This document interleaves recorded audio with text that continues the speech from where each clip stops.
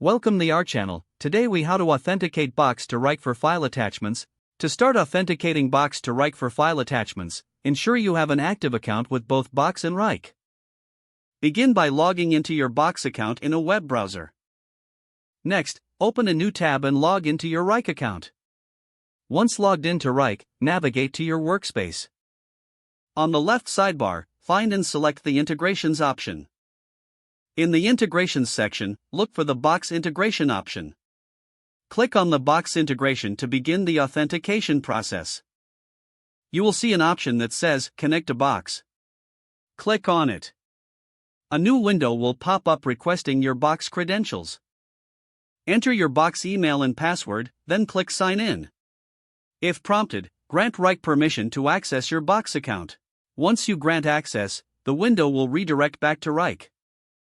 You should see a confirmation indicating that Box has been successfully connected. Now, you can start attaching files from Box in your Wrike tasks. To do this, open a task in Wrike where you want to attach a file. Look for the attachment option in the Tasks interface. Select Attach from Box from the drop-down menu. A window will open, displaying your Box files. Navigate through your Box folders to find the file you want to attach. Once you locate the file, select it and click the Attach button. The file will now be attached to your Wrike task successfully. You can repeat this process to attach more files from Box as needed. Your Box and Wrike integration is now set up, making file management easier. You can begin using this feature to enhance your workflow.